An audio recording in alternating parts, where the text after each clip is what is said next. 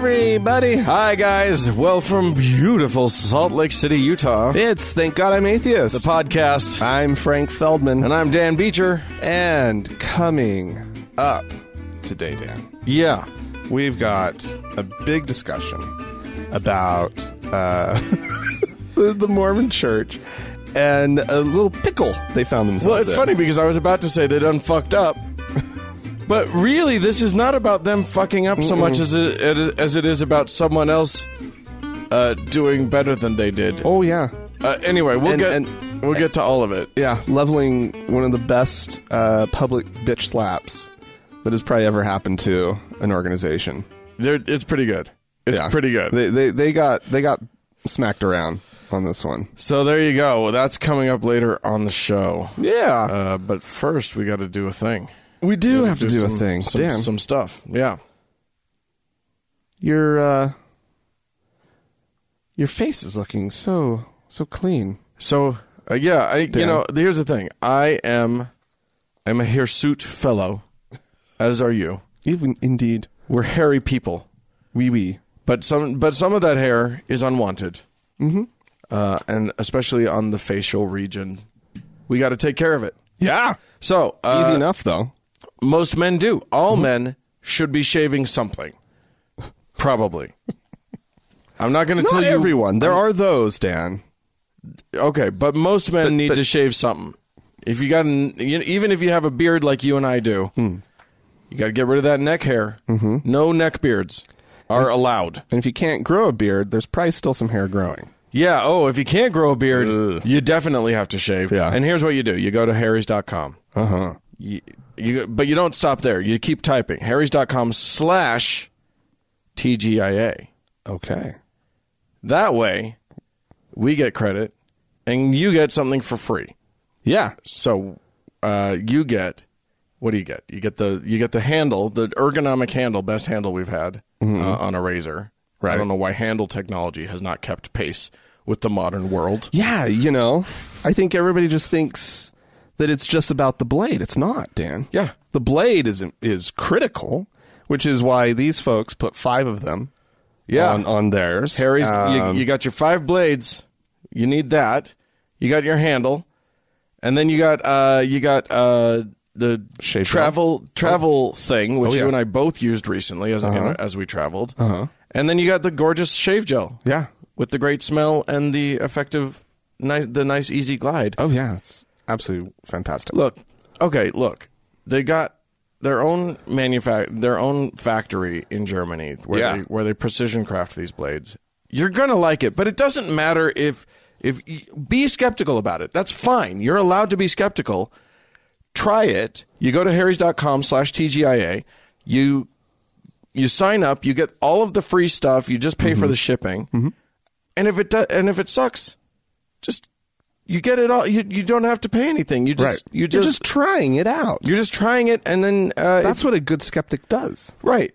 You don't just sit and doubt. Right. Yes, exactly. Skepticism is not about inaction. Yeah, exactly. Armchair like naysaying.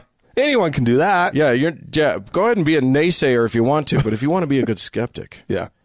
And also support us and support and try out probably the best razor you're going to use in your life.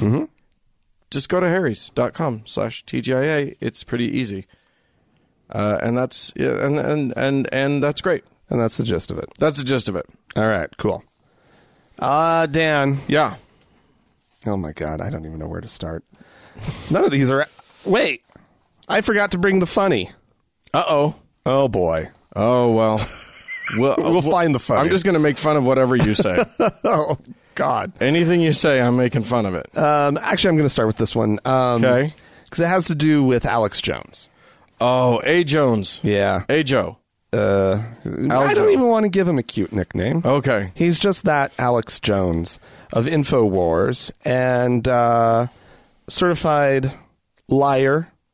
Yeah. And what else? Conspiracy theorist.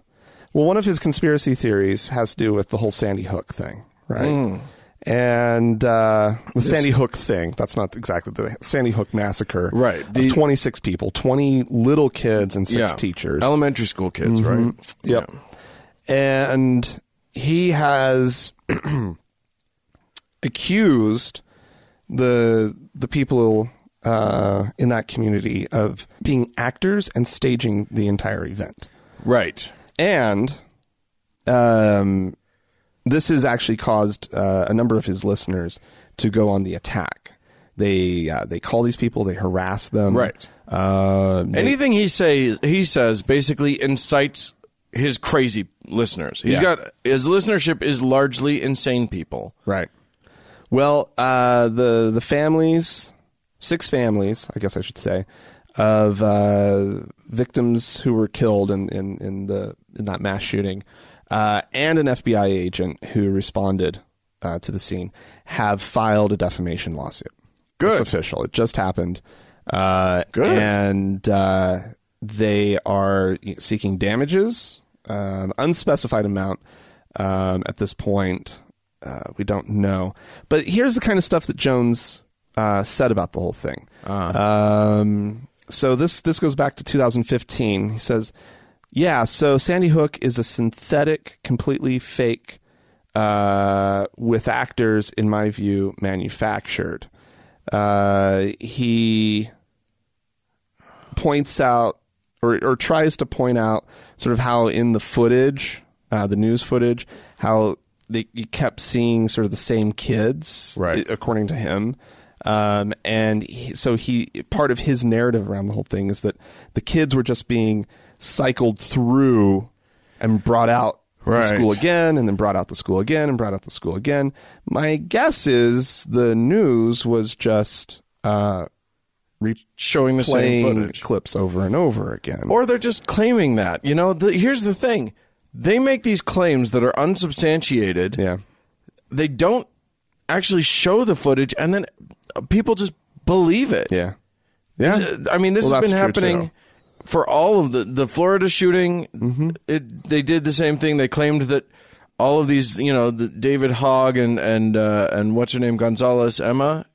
Anyway, all of these kids that started speaking out, these nutballs kept saying these are paid actors. Look, here they were in Oregon, and they just show pictures of them with a chyron underneath that says Oregon shooting or Oregon something, and it's like they've just made these things up, and everybody just believes it. Their people believe. I know, but it's like what this level of conspiracy theory, right? I mean, all conspiracy theories are. Or not, I shouldn't. The ones that I'm familiar with require a level of organization and a level of, conspiracy, complicity from so many players. Right. Right. And it just boggles the mind that anybody thinks that there are forces that could keep all these people on narrative. Right. Right. No whistleblowers. From within. Never. Exactly. Like, when has because what you need is a Sandy Hook parent to be the one that comes forward and say, "Oh yeah, actually, they approached me about doing this," or When has that ever happened? No, it doesn't happen because it's not. That's not it. That's not what's happening. Right. Yeah, it's because we in this country have. There's a group of people in this country who have been training their listeners, their viewers, to believe that mainstream media is lying to them. Yeah. And as soon as you start to call, and our president is doing the same thing, and as soon as you start to call valid news sources into question as not just being like sometimes a little unreliable or, not fully reporting, but like literally just lying and inventing news stories, then it's chaos. It's just... And it is. And it is. But, fortunately, everyone agrees that Thank God I'm Atheist is the most reliable source of news. But this lawsuit, okay, because if they can get a finding a judgment against Alex Jones, and Alex Jones is forced to cough up some serious money. Now, granted, it'll be twisted and turned and used to play into Jones's narratives, I'm sure, and people that surround Jones will twist it and whatnot. But hopefully, it gets people who profit off of conspiracy theories. Yeah. I don't know how much Jones actually believes this stuff. Yeah, well, right. I have no idea. I don't know. Can't imagine he believes anything at this point. Right, but like he propagates it. Sure, and so maybe others of his ilk will think twice about this kind of bullshit.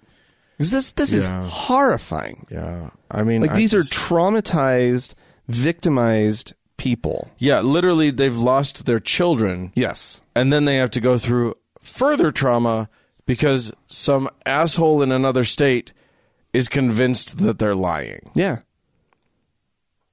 And that means that somehow they're going to lose their guns or something. Yeah. It's gross. It's disgusting. There you go. Hey, I'm going to take us to Pope Francis. I got a bunch of Pope shit this week. Okay. So a man who was a victim of sexual abuse by a priest, a man named Juan Carlos Cruz, a Chilean, met with the Pope. Okay.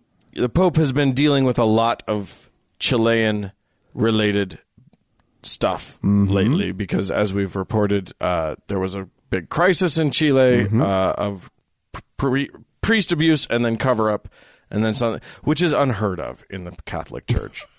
No one has ever seen a thing like that before. Right.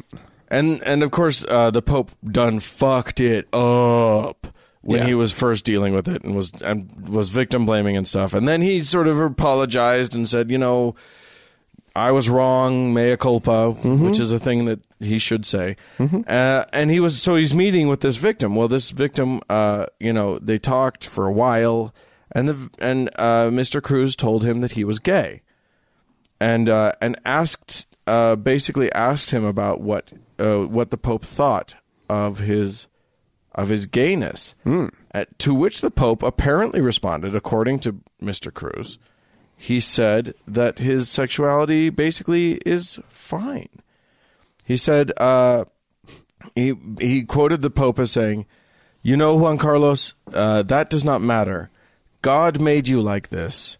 God loves you like this.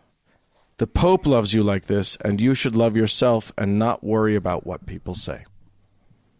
Okay. Well, if he actually did say that... Which I think it's safe to assume he did. Yeah. Here's the thing, though.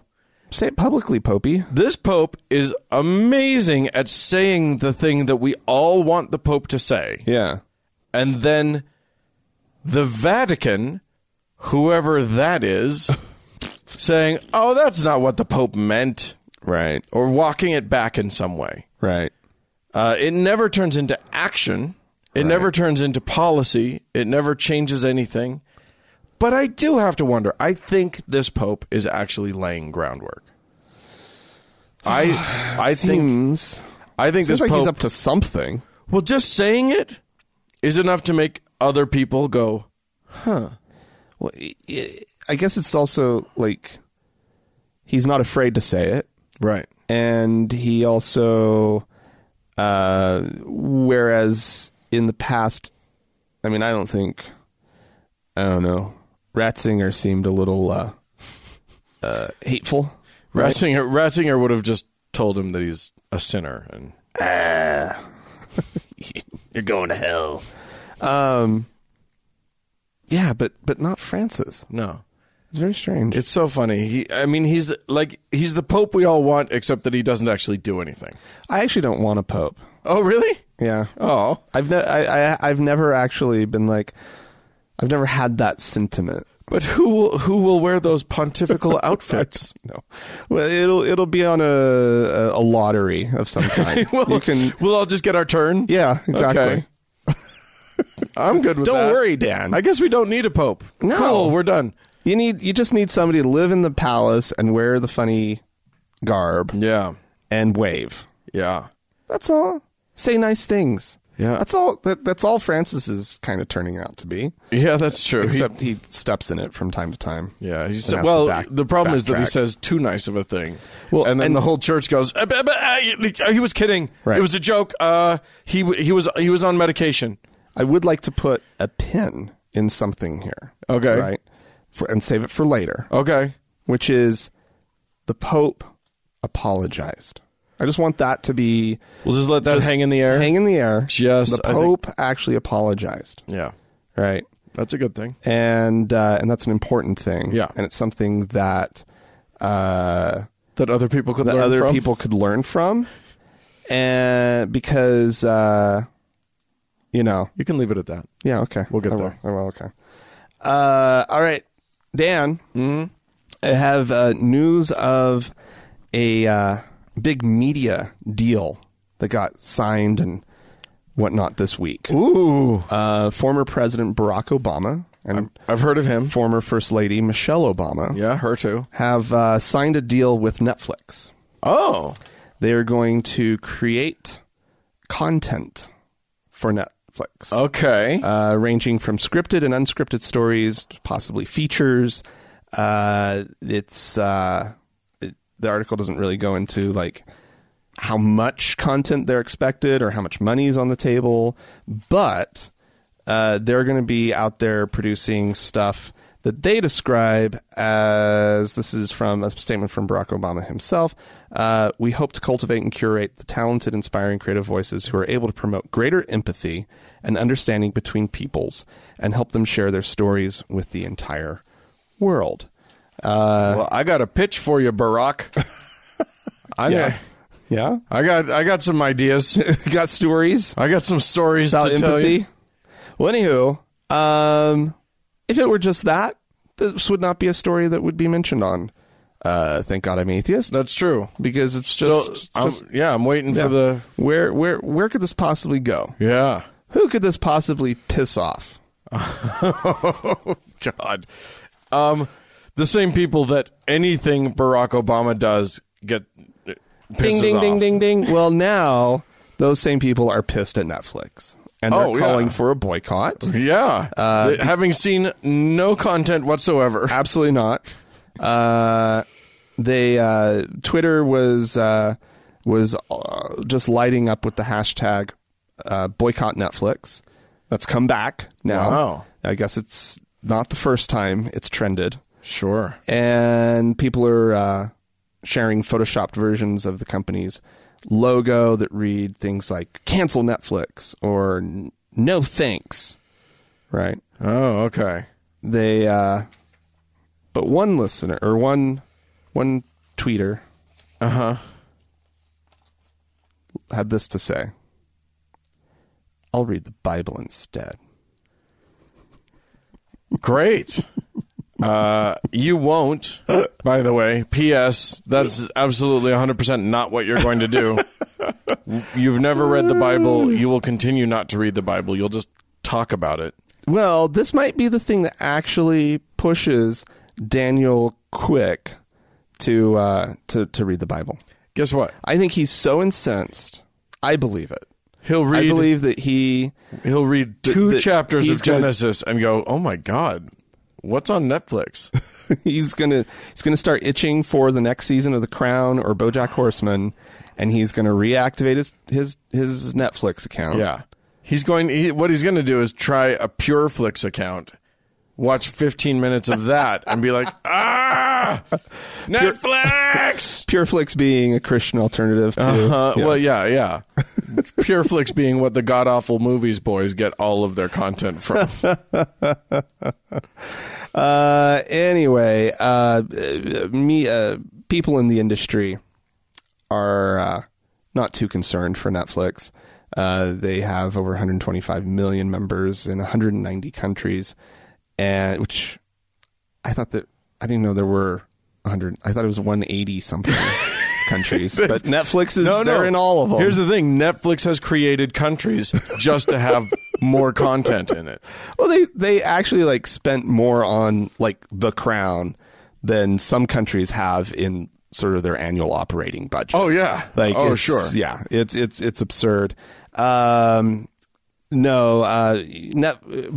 don't work, right?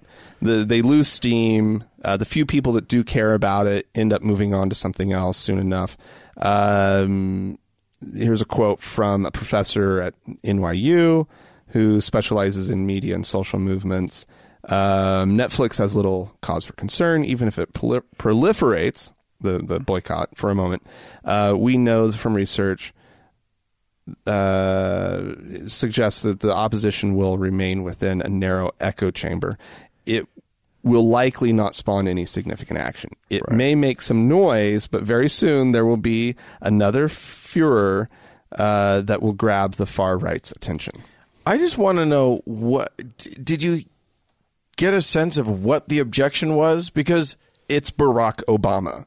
It's the Antichrist being given a big deal to create content to sully and spoil the minds of people everywhere. Here's I'll say this. It is a testament to how completely ineffectual the Democratic Party of this country is, that the boogeymen of the right are still Barack and Hillary. Like, they don't have any current... Those people are both completely irrelevant to our current political climate. Right. And that's who they have to demonize. And they continue to talk about both of them. Yeah, it is bizarre. Trump does the same thing. Trump mentions both of them all the time. They don't have they don't have a current like bad guy. They have to talk about those two. It's amazing. Well, good. I guess somebody needs to start stepping up and leading the liberal side of things over here. Yeah, and what I also love is that it's also two center left figures. Oh yeah, they're not even.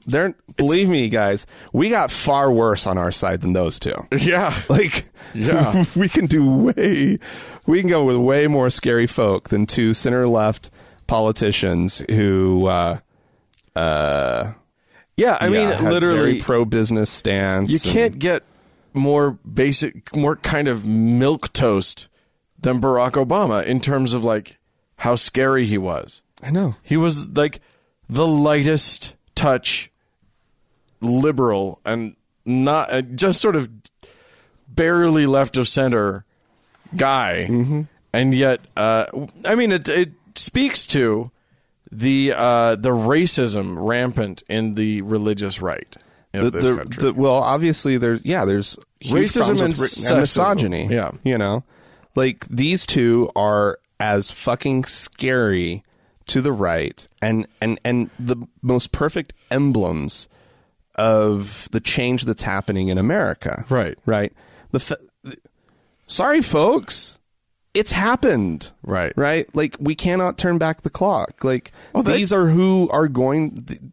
This is the kind of person that's going to continue to be elected to office in this country. They can try to turn back the clock. They're on a very strict turn back the clock agenda. They are. I'm amazed that isn't the literal slogan of the religious right in America.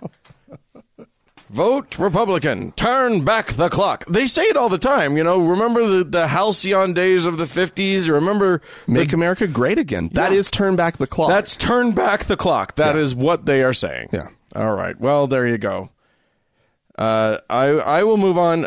I'm going to do Dateline Oregon.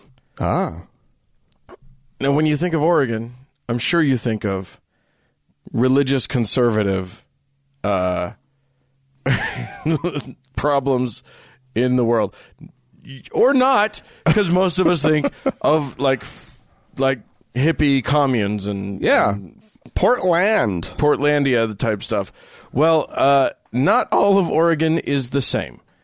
What? And recently there was a huge shakeup at the in the North Bend School District of Oregon, where students at North Bend High School blew the whistle on a whole bunch of anti-LGBT and pro-religious nonsense going on.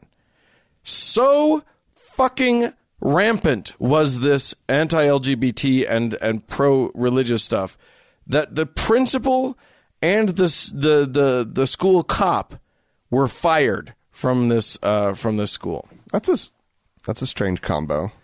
Yeah, School cop. So the cop had infiltrated. He was a right-wing operative. Yeah. Here's the thing. So a couple of the students blew the whistle on this. Two lesbians, Liv or LGBT students, I should say, Liv Funk and Haley Smith, who brought these problems to the attention of their counselor. But their counselor was also in on it. Well, one worries, but no, this counselor actually put them in touch with legal people who then wrote letters to the school board. And so eventually the ACLU got involved, and a big lawsuit was threatened, and eventually the district superintendent. They basically had to fire the principal, Bill Lucero, and the school resource officer, Jason Griggs. The accusations are things like students were made to read the Bible as punishment. Well, that is punishment. It is punishment. That's actually a really good punishment. And also entirely illegal. I don't know. Don't you? What are you going to be? What are they going to force you to read instead? Huckleberry Finn? That would be fine. That would be okay. No law against that. No constitutional amendment against that. You don't want them enjoying what they're reading. Well, no. I mean, you can make them read a lot of stuff that aren't... I like reading as punishment. Yeah, just right? Period. Just conceptually. Right? What better anti-intellectual exercise could you have a school do as a punishment? Yeah, apparently. I mean, and here's the thing. For your and my generation, this doesn't feel shocking that LGBT students were bullied and threatened and almost one story the principal's son almost ran these girls down in his car. Dear God. And then sort of got away with it. But that's but what's different for our generation. Right. This should not be happening in today's society. No. Least of all in Oregon. But what's interesting about what is so drastically different between when we were growing up and in high school in the early 90s, right, is that, I mean, I don't know about your high school, but my high school, there were the kids who were bullied because people said they were gay. But these were not kids who were out. Right. And that the dynamic is really, it's kind of crazy. These kids are actually incredibly brave and being a little bit more open about who they are in their schools, right? Well, increasingly, and then you have these assholes who are coming at them. They actually know legitimately who the target is now. Yeah. Whereas it was pretty, it was more, what do you call it? Conjecture or... Yeah. Yeah. Although, the reports I'm getting from high school kids these days, at least around here, and I can't, these are just anecdotal reports, but gay kids are just sort of a normal thing now. Right. And if if there's a bully, he's going to pick on the gay kid for being gay and the drama kid for being drama, and and he's just going to find something about a weaker kid to pick on. Right. And it's not even about homophobia so much as it is just about picking on the person. But these kids are getting targeted, and not just by other kids, but the school police officer told one of them that she was going to hell. Oh, Jesus Christ. One of the teachers, a civics teacher, called one of them out in front of the whole class and said that same-sex marriage was pretty much the same thing as marrying a dog. And then when that was reported to the principal basically just said that everybody had the right to their own opinion. And then the next day, the teacher gave an apology. The issue isn't the teacher's opinion. Right. The issue is the teacher publicly harangued these kids for who they were. Right. And said something that that basically can incite hatred toward their students. Yeah. That's not just having an opinion. Right. That's not what's wrong there. Right. No. And if the teacher had said the similar thing about interracial marriage, I don't think that principal would have been like, well, he's entitled to his opinion. That's not okay. Yeah. And then literally, like, the next day, the teacher apparently apologized, and then as the student walked away, said, "Don't go marrying your dog." So well done with your apology. Great asshole. apology, buddy. You really can. You fucking suck. You nailed it. How's that teacher still has a job? Yeah, I think the teacher still has. What's the teacher's name? I don't have that. Because that teacher needs to go. Yeah. We need a tweet storm about that. I mean, it sounds like that shit's that is so fucking beyond the pale. Well, what an awful human being to be up in front of kids, working with them every day. Here's how you know things have gone really bad. When not only has the ACLU forced you to forced the district's hand, because I mean they have the correct legal high ground here. Mm-hmm. So they've gotten rid of the principal and this resource officer, but also the school has to work with the ACLU to create a training for these for the entire school. Because apparently they don't know their ass from their. Where it's Oregon? Where? North Bend? Yeah. Did you say? Yeah. Where is that? I'm guessing it's the northern part of the Bend region. Oh. I don't know. Where is it in relation to South Bend? Yeah, I think if you imagine a map and South Bend is about yay, just look right above that.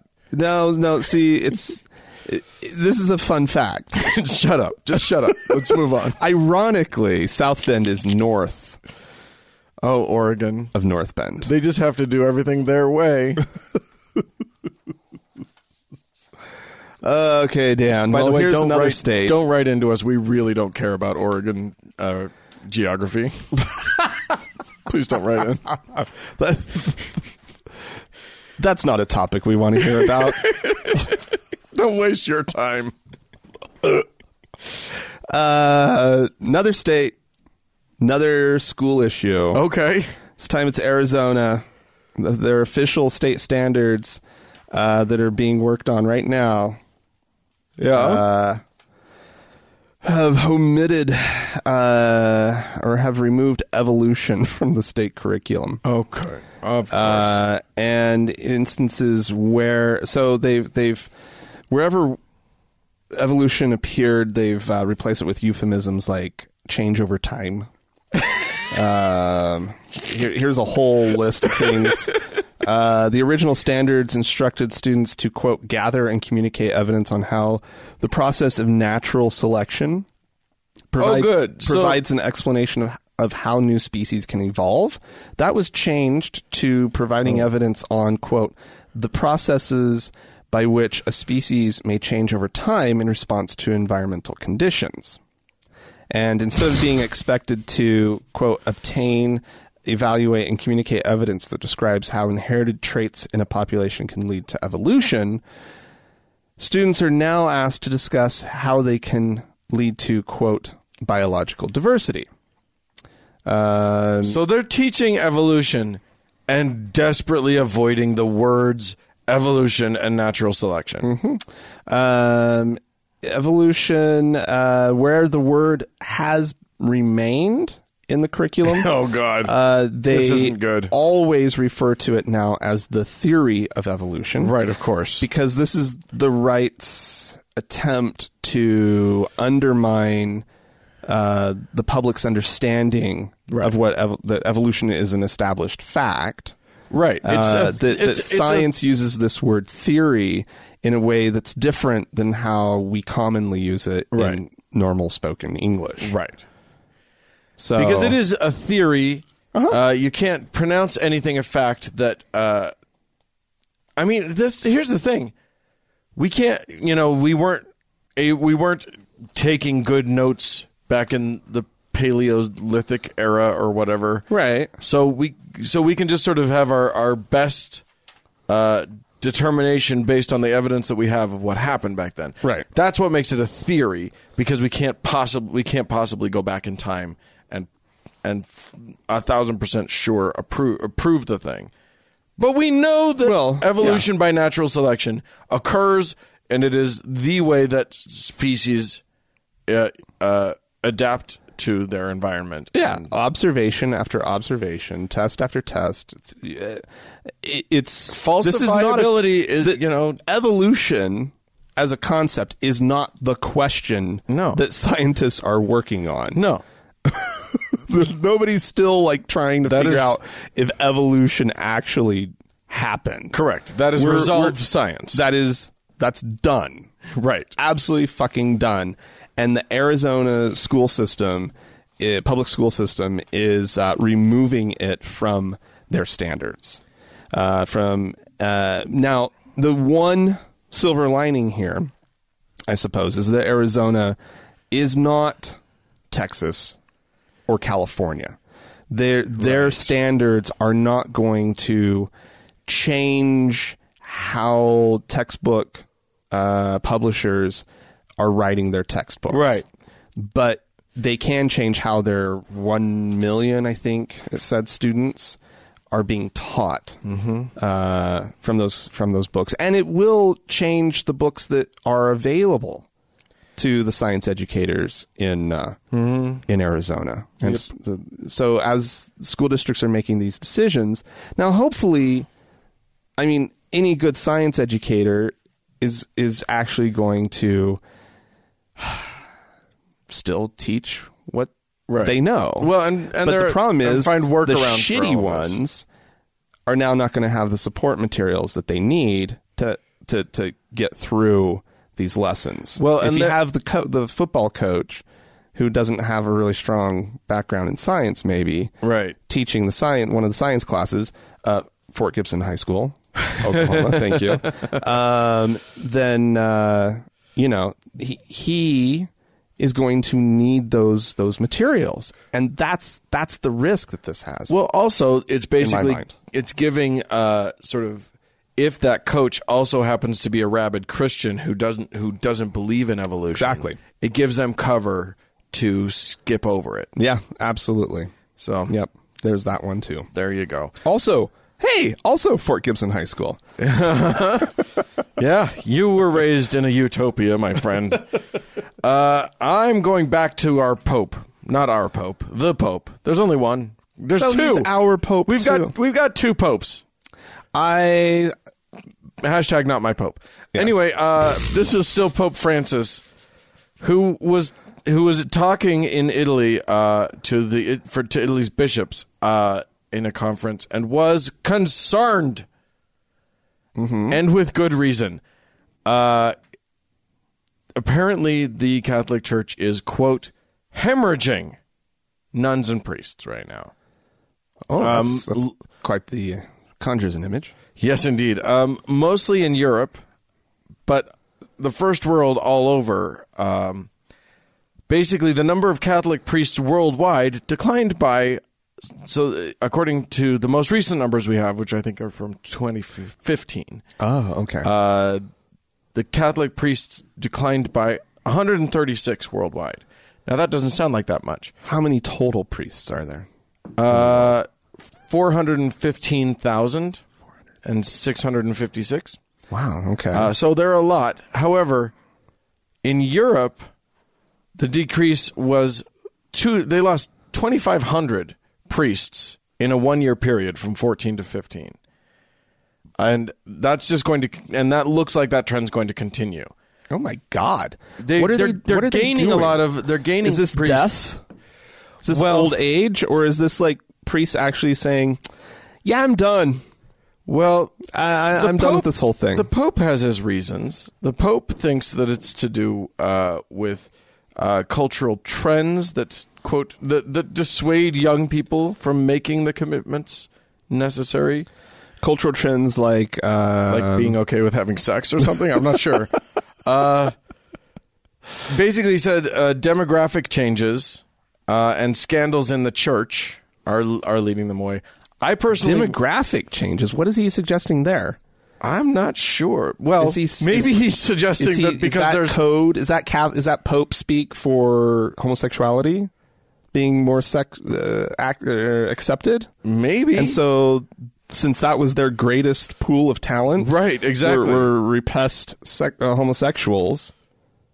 Yeah. Maybe now those young Catholic boys are just like, peace out. I'm going to go have some fun over here. When being gay in society, what meant a lifetime of either pretending you're someone you're not, or being horribly treated for your whole life. Okay. Yes. Then you go to the priesthood. Yes. Then absolutely you go to the priesthood because nobody's going to ask you any questions. Because not only is it a good place to just hide, it's also a respected position. Yeah. Right. So the choice is take a role in the community that's central and respected, or be a pariah. Not for nothing, right? But be surrounded by other guys who are also gay. I know. It's like, I know. Come on. But then there's also, but now the choice is live a life of boring celibacy, or be fabulous and get out there and fuck everybody you can find, like have a great time. Do you how you do you. Right. I'm going to go with what's behind door number 2. You know what I mean? Yeah.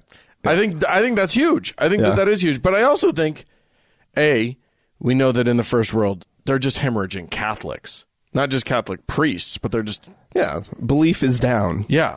Markedly. And also, I think the scandal thing is real.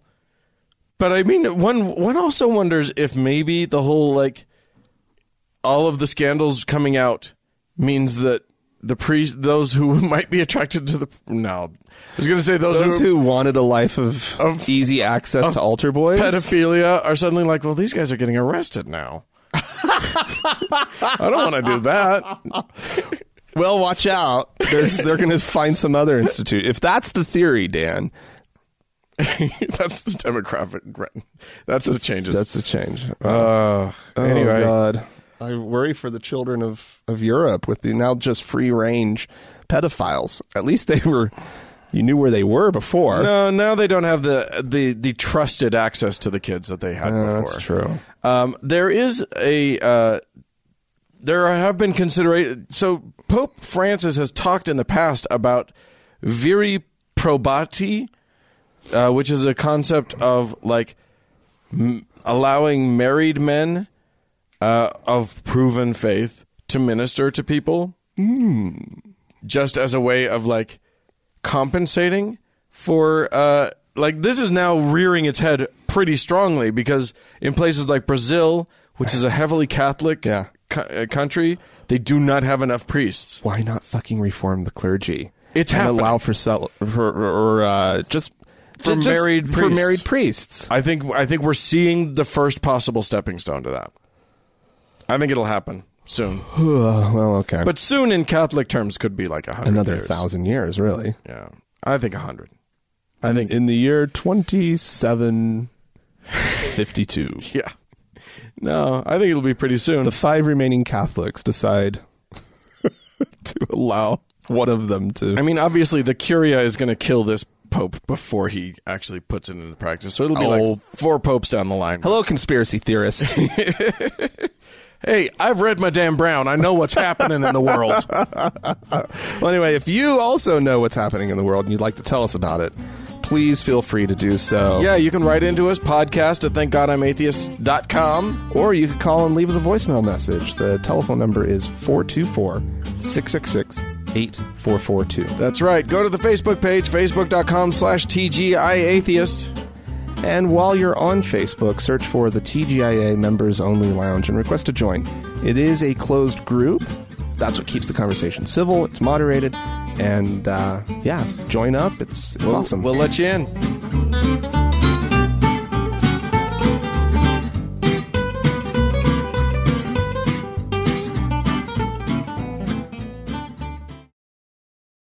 Hey, Dan. Yes?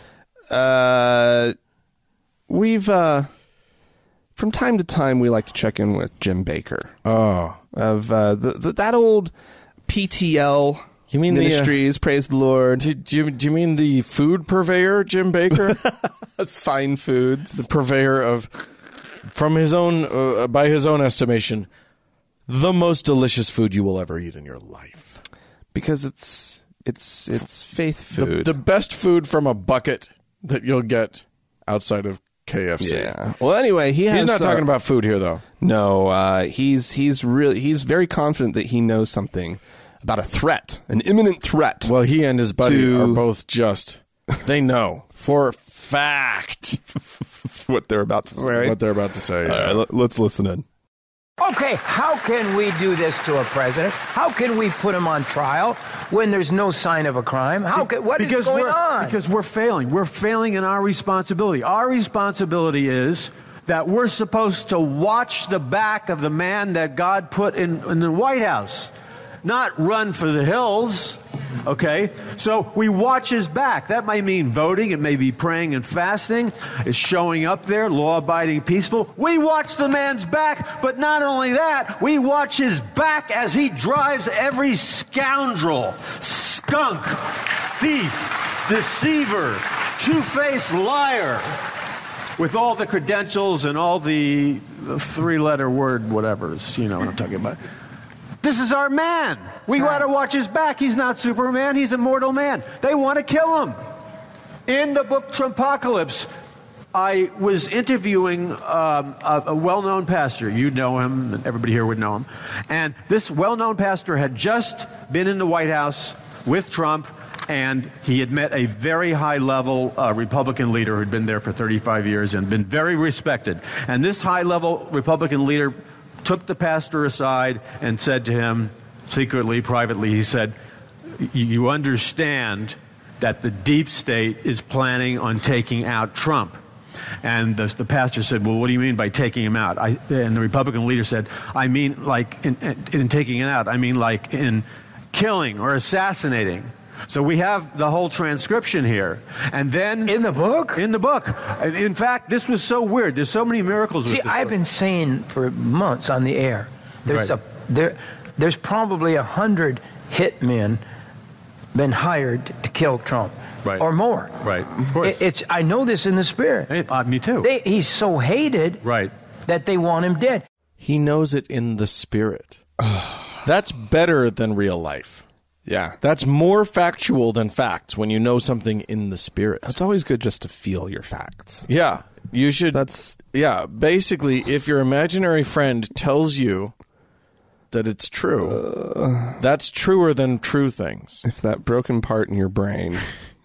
Also, here's another thing that people should look out for. When someone tells you that an unnamed somebody went and met with an unnamed other somebody, and both of them are very important somebodies, I assure you, you know that that's a true story that really happened, and that is very certainly about, like, if that story's meant to scare you, get scared. Yeah. Unbelievable. Oh man, that is the 100 least effective hitmen of all time. Where are these hitmen? Somebody give them some lessons or something. Dan, that's I'm not calling for the murder of the President of the United States. I'm not calling for that. I'm not calling for it, but I'm not calling for it. Okay, you're on your own with that one. Anyway, I'm just saying I wouldn't mind. I'm just saying it wouldn't really, it would be bad, but I wouldn't be mad. I'd be mad that someone tried to kill the president of the United States out of respect for the office. But if that guy were gone, I wouldn't be heartbroken. I'm just saying. And I'm also saying, there's no worry because he travels around in a an armor. He's in an armored vehicle. That limousine is ridiculous. The limousine arrived under Obama's watch, but it is fucking ridiculous. Yeah. Oh no. I mean, that thing is like. First of all, there are semi trucks carrying loads of metals and stuff that weigh less than that limousine. Yeah. Yeah. But also, and he can't be that hard to kill. All you need is a membership to Mar-a-Lago, and then you've got him. Just saying. All right. Well, Dan's in the deep end. No, I'm not. I would like to repeat that I am not calling for the murder of the President of the United States. I am decidedly. It just sounds so insincere. That's all I'm saying. I do not call for that at all. I await it gleefully and do not call for it. Oh, Daniel, son. Okay. Hey, we have some folks contact us. Oh, yeah. We should probably give. That's totally true. Give some moments to.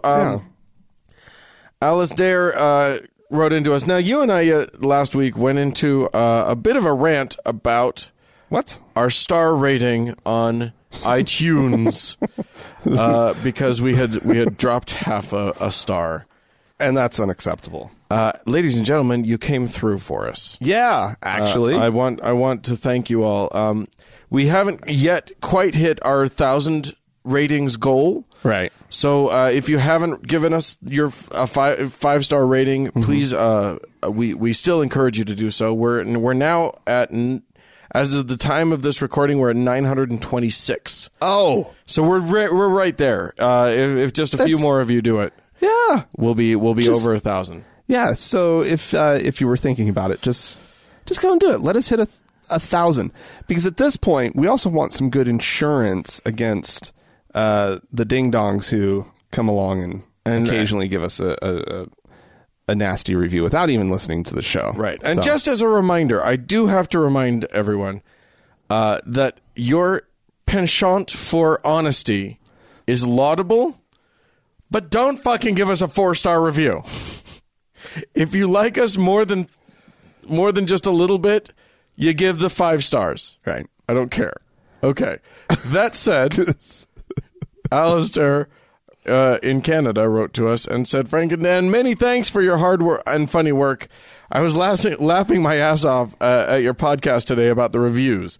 Needless to say, I gave you a 5-star rating many moons ago, but at the time, I did point out that TGIA is to some an offensive title.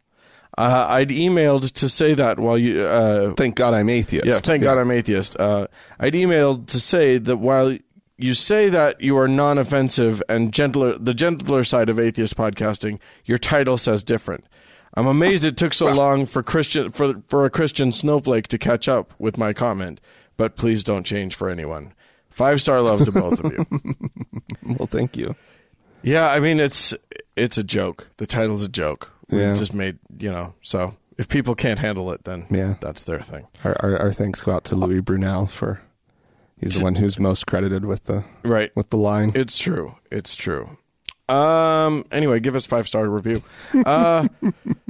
We did get an unsigned email that just corrected one thing. We had talked a little bit about timelines. We didn't get it exactly right. Ugh. So thanks to our anonymous listener who let us know that Stonewall was in 1969, and the Summer of Love in San Francisco was in 1967. Thanks. Great. Corrected. We have a voicemail, do we not? We do. This is a a listener with a little bit of a story, and I liked it. Great. Hey guys, this is Nula calling from California. Love the podcast. Actually, how I found you guys is actually kind of a funny story. I actually tuned into your guys' podcast after my aunt died. Bizarre stuff at her funeral. Apparently, at my church, we do like a funeral chant, and apparently, instead of doing that, out of so many funerals I've been to, everyone started chanting "Christ is risen," like straight up, like for I'd probably say 20 minutes. They're chanting "Christ is risen," and I don't know, my faith literally like shifted.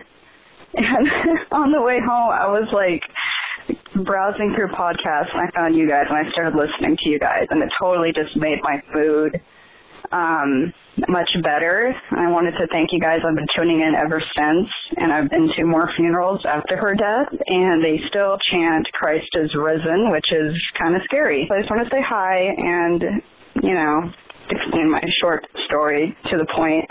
All right, see you guys. Bye. Yeah, that sounds like a scary funeral. Oh my God. Chanting for 20 minutes. Yeah, nothing related to the person that you've just lost. Right. The person for whom you are grieving. No, just some about Jesus. The correct chant is his name was Robert Paulson. Yeah, exactly. I get it now. In death we have names. Yeah, that sounds horrifying, and it would make me not want to go to funerals anymore, which I already don't want to go to. Yeah. That's rough. Holy cow. I want to know what denomination this little group is. Yeah. Because the funeral chant thing, that's gross. I've never encountered that. It's like if all the worst parts of Zen Buddhism invaded Christianity. Suddenly you have like chanting. He is risen. Oh God. Oh my God. I would hate it so much. I hate religious funerals anyway. Oh, like God. Funerals are bad because you're there and you're dealing with the death of someone that you loved. Mm-hmm. And then religious funerals are worse because religious people suck at death. And then you get chanting? Ugh. That's probably worse than, that's probably equivalent to a Mormon funeral. Because Mormon funerals don't have chanting, but Mormon funerals have droning. Oh my God, it's just but more droning on. It's drivel. You get to go to like boring Mormon church, only this time it's vaguely about your loved person. Not really. But only it's vaguely. About that person for you. It ain't for the speakers. Well, they usually mention them. The name gets mentioned. Yeah. Yeah. So there's a sense that it's about them, but mostly it's about Jesus. Yeah. Anyway, right. Well, we have some people to thank, Dan. Oh, let's do that. I want to thank them. They're my favorite people. These are awesome people. These are folks who went to Patreon. And joined up on our campaign. Yeah. We're trying to keep the show funded. Yeah. And so this is we're incredibly thankful to these folks. So we have two new faithful listeners. Yes. Holly and Teresa. So thank you guys. Oh my gosh. And then we have one new venerable listener. Krista. Thank you so much for doing this. Basically, these people, as well as being just sort of the best people on the earth, and it's nice to be good. It's nice to be one of the best people on the earth. But they are going to get access to bonus content. Some of them, they get an ad-free version of the show every week, and what else? And they're just great. Yeah, and depending on the level, there's different ways that we have to thank you for and to show our gratitude. But the main thing is that they're also like sort of participating in keeping the show alive. If you like the show, give us some money. go to thankgodimatheist.com, click on the support tab, and help us out a little bit. It's much appreciated. And we have one more person to thank. We have somebody else to thank. That's true, Dan. Our top donor, who we like to refer to as our Lord and Savior. Yeah, forever may she wave. And she has been our top donor now for quite a while. Hasn't been unseated. I know. There was a bit of a savior war for a minute. Yeah. And then everyone else just gave up and decided that, yes, our Lord and Savior is, in fact, Angela! But you're all our favorite people, so God bless you, and may you live in joy and happiness. In the name of the Father, and the Son, and the Holy Ghost, and the Mother, and the Daughter, and the things. Amen. Bye!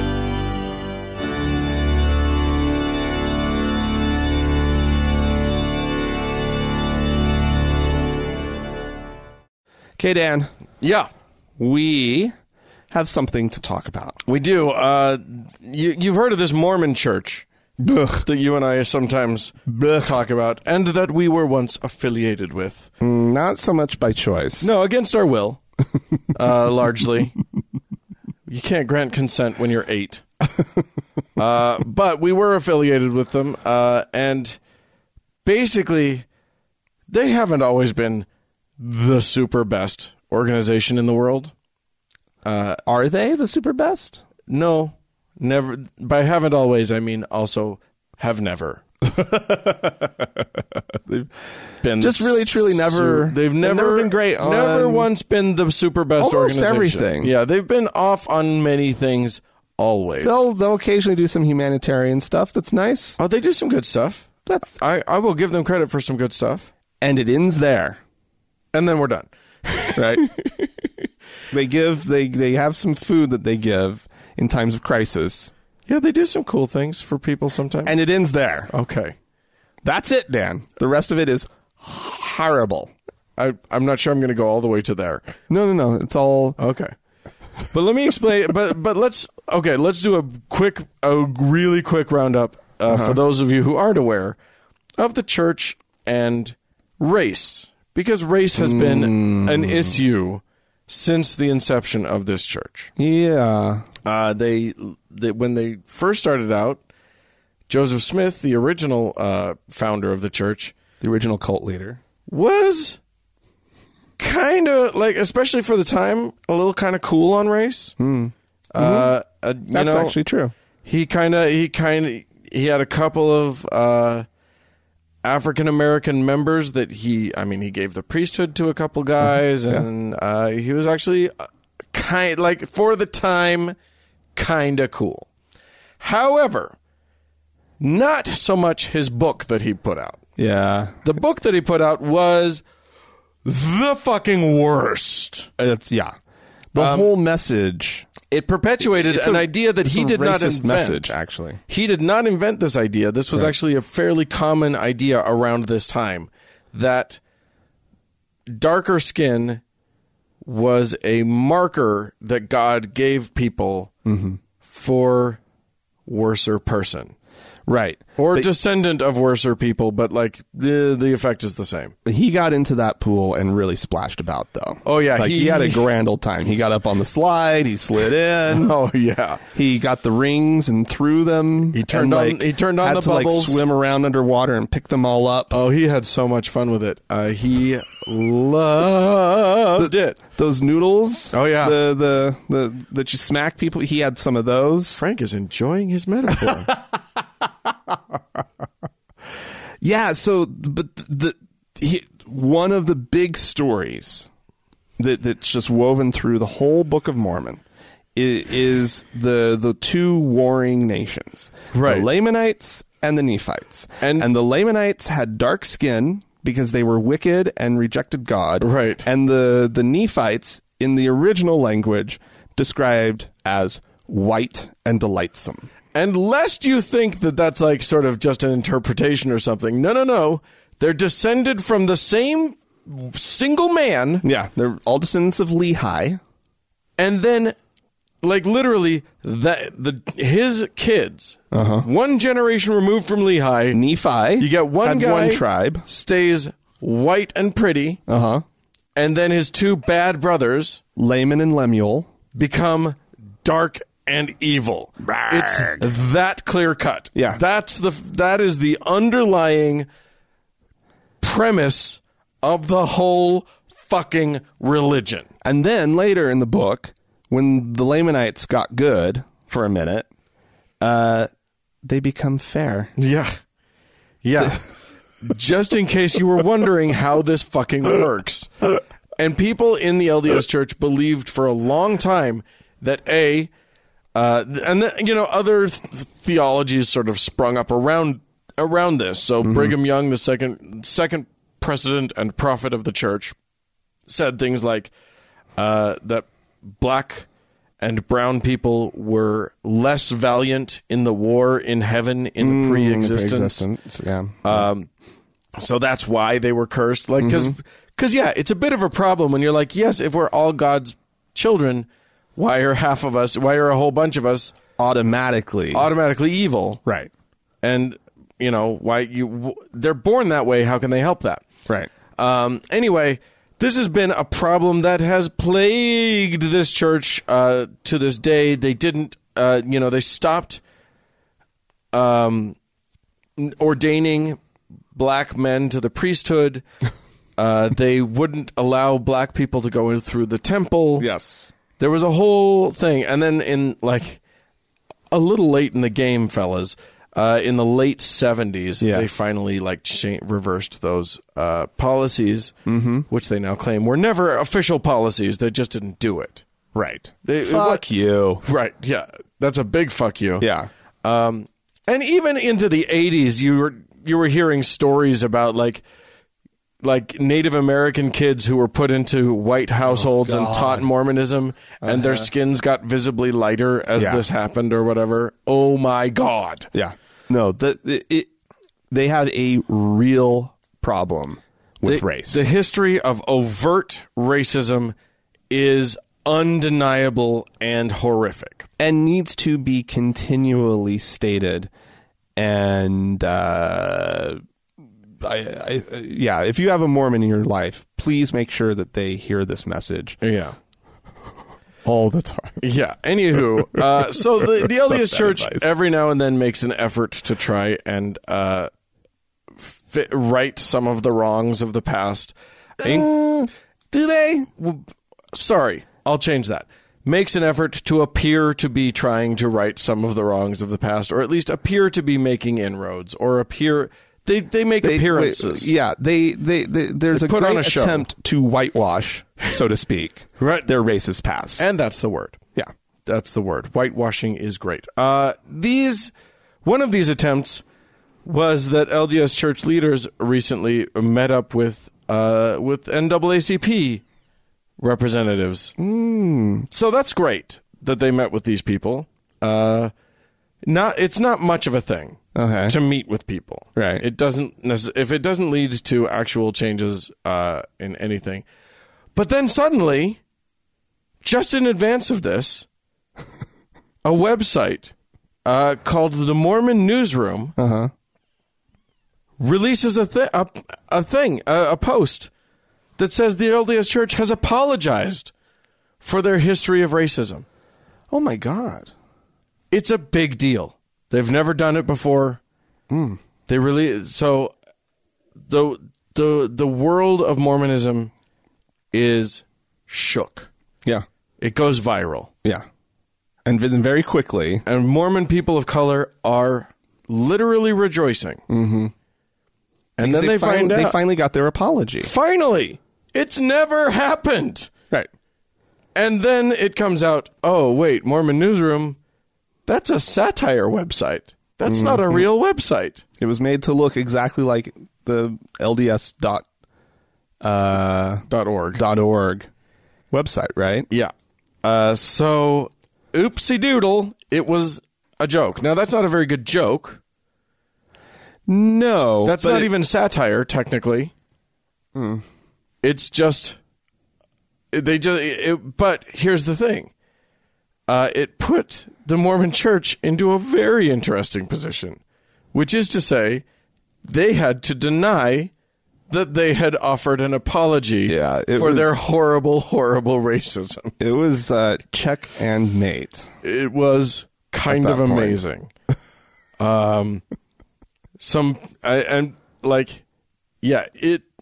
Again, Mormon people of color, which every time I say it, it shakes me that there exists Mormon people of color, but there they are. Yeah. Just like there are gay Mormons too. I keep going. Yeah, I know. But everybody's their call. Everybody's got to do their thing. Call. Everybody's got to do their thing. But like for instance, there's a Facebook page called Sistas in Zion. Oh, that's okay. I think it's black women who are LDS. Okay. And one of them posted a Facebook Live video, and I watched some of it. It was like half an hour long. I wasn't going to watch the whole thing, but I watched a bunch of it. She was literally like, she said when she read this apology, she was just in tears. She felt so good about it. And then when she found out that it wasn't true, like, she was devastated. Yeah. Literally, like, the entire community of color within the LDS Church breathed a sigh of relief and joyfulness and then got slapped back into reality pretty hard. Boy, that's a tough one. So now this is an opportunity, right, for the LDS Church? They suddenly have a moment where they could say, you know what? We do apologize. Yeah. We haven't said it, but that was wrong of us. Here's an opportunity. Yeah. We see this, we hear that from our members of color that we have hurt them, and we've never made the appropriate amends. Thank you to this website for pointing it out to us. Here's our apology. Yeah. I would like to unpin the thing I pinned at the beginning of the show. Right. That's what you do. Yeah. That's what people of good conscience do. Yeah. You admit to your you admit your failures and you try to make it right. Right. You can't just try to make it right. Nope. And they seem to be trying to save some face here. The church actually has a more or less stated policy, thanks to Dallin H. Oaks a couple years ago, who publicly stated over the pulpit, I believe, that the Mormon Church we do not apologize. Yeah. And I love that he says that we are a forward-looking organization. Yeah, exactly. And it's like, oh, you guys are so forward-looking. Yeah, exactly. But like, you may be looking, but you're not doing. We're a forward-looking and backward-moving organization. Yeah, yeah, and so like that. I've said it before. I'll say it again. Fuck you. Mm-hmm. Yeah. I'm sorry. Like, who the fuck are you? You think you're that you're religious leaders? That you're righteous? Fuck you. Yeah. That's not what good people do. That's not what good organizations do. Dig in your heels. Never admit when you're wrong. Yeah. Like, well, in fairness to them, if one can be fair to them, they are in a bit of a pickle. Because a lot of the shit that they need to apologize for was spoken by people that they considered prophets of the Lord, speaking on behalf of the Lord. So when they apologize, that means that they have to apologize for one of their prophets being wrong, and they don't want to admit that their prophets were ever wrong, and it will be the end of them. It will be their undoing. Their inability to make modernity work with 19th century and pretty shitty 19th century ideas. Like I love that they always talk about, well, no, their racism was just a product of their time. No, there were also abolitionists at this time. There were also people of good conscience who were fighting against slavery. Yeah. People like, no. The product of the time was the ending of slavery. Yeah. You fuckers. Yeah. They were a product of regressive thought. Yes. So, like, when abolitionism was a big deal and it came time for the Mormons in Utah to decide where they fell on that question, they made Utah a slave territory. Yes. So, yeah, you're a little behind the time there, kiddos. Yeah. As they always are. The Dallin Oaks is in the first presidency of the church. He is not the prophet, but it seems to be like, you know, the scene in the Lord of the Rings trilogy where there's the evil king and he's like all withered and stuff, and then there's the really evil guy who's whispering in his ear the whole time. Mm-hmm. That's who Dallin Oaks is. He's the evil guy whispering into the king's ear.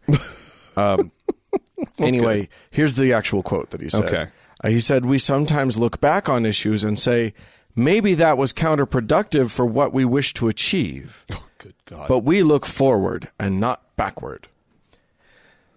So, fuck you, Dallin Oaks. There you go. If you know a member of the Church of Color, especially, well, no, Church of Color, leave them alone. I don't. They've got some thinking of their own to do. Yeah, they can do their own thing. But like the church needs to confront its shit, or fucking not. Let them implode. I don't care. Yeah, my impulse that they need to reform has long since fled. Yeah. Like, I want them to continue to, except for the harm that they do. I mean, that's why my impulse is please reform. Right. Because they do harm to people. Yeah. Right. People of color, gay people, like they constantly are they're hurting people. But the bigger picture, like the better end to this whole thing is that they fucking fall apart and become even more fringe and weird. Yeah. And then irrelevant, and then gone. And then we have this, big castle-looking thing downtown that can be turned into, I don't know, maybe a nightclub or something. A theme B&B. Anyway. All right, kids. Hey, if you guys want to write into us, you can. Podcast at thankgodimatheist.com. Or you could call and leave us a voicemail message. The telephone number is 424-666-8442. That's right. Go to the Facebook page, facebook.com/TGIAtheist, and click that like button. And while you're on Facebook, search for the TGIA Members Only Lounge and request to join. It's a fantastic group of people, vibrant, lively discussion, and it's moderated. It keeps it civil. And of course, you would be welcomed with open arms. Yeah, and speaking of that, thanks so much to Mackenzie for all of her fine work on the Facebook page, and thanks to Sarah, Amy, and Danny for being such amazing moderators on the Members Only Lounge. And a big thanks goes out to the Red Rock Hot Club, and also to Gordon Johnston for the use of their music. Yep. And thank you, everybody, for tuning in. We sure do appreciate it when you do. Bye-bye.